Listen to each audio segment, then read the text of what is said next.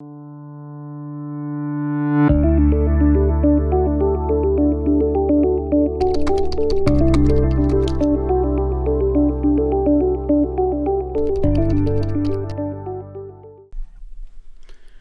have chosen to supply 3 different segments simultaneously.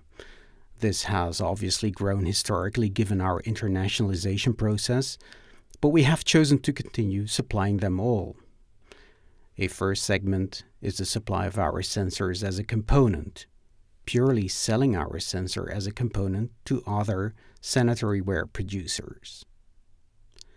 The first channel is essentially the producers of sanitary ware products. These companies actually have huge marketing budgets. All these companies sell sanitary ceramics, so they have to distinguish themselves through marketing. They also have a huge sales network, so if we can add our technology to their products, we can quickly piggyback on their sales networks. This, in turn, spreads our technology. So it is an interesting option to supply our sensor to these companies, although the margins are low, given that these companies want to take a lot of margin, but not give a lot of margin. Then we move downstream in the value chain, where we sell our sanitary packs and branded products to wholesale dealers. On the other hand, we had to make our own branded products, so we bought ceramics and made sanitary packs to prove there is a market for our technology. Sanitary ceramics are sold all over the world, so we source ceramics from Turkey, China, Italy. We can basically buy ceramics all over. So that's what we do, and then add our sensors, which we sometimes have to adapt to different sanitary designs and systems.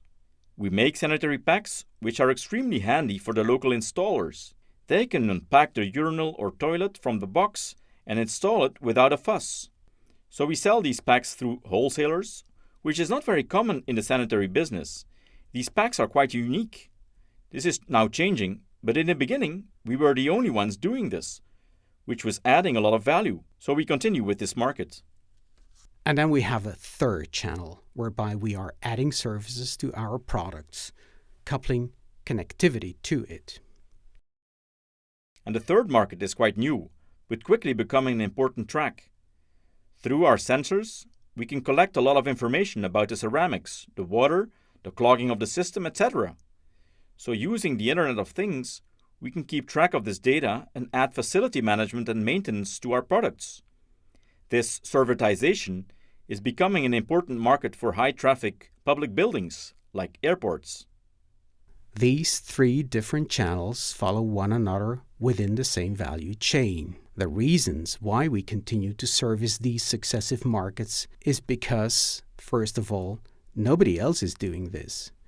And we feel that the integration of these markets is an added benefit for us, but also for our clients. All our competitors are typically all in one segment. The second reason why we are doing this is because it gives us a better understanding and feel for all these different parties throughout the value chain.